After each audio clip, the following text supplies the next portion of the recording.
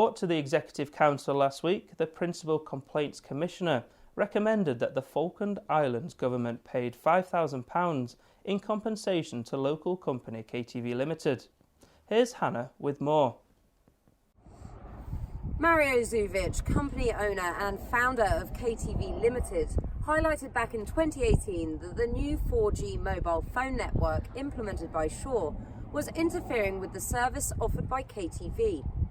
The Principal Complaints Commissioner subsequently compiled a report in December 2019, finding that the Falkland Islands government had failed adequately to control the allocation of radio spectrum frequencies, which then led to the interference problems.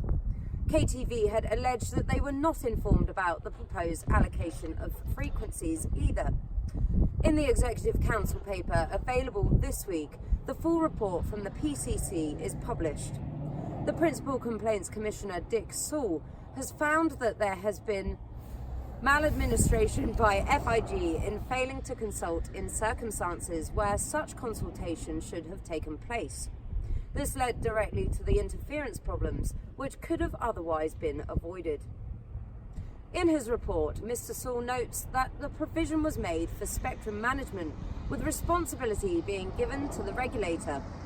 The top priority, though, was to introduce the 4G mobile network, and spectrum management has only recently been introduced.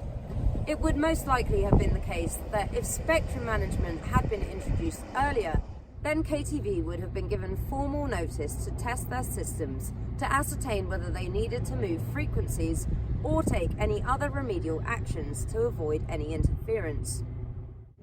Consultancy company Carter Zion undertook a strategic review of communications for FIG in 2014 and provided a full report in 2015.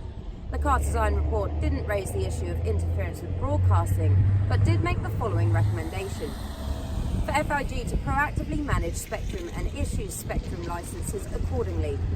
The report goes on to state, currently FIG has a hands-off approach to the management of spectrum, which is left to the military and Shaw to manage on an ad hoc basis.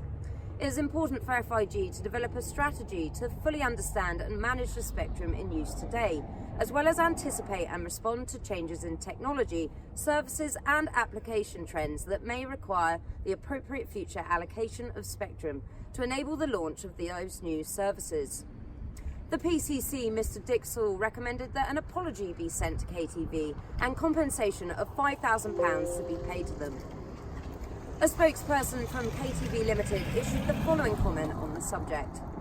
We are disappointed that this apology from FIG was delayed after 6 months of the report having been submitted.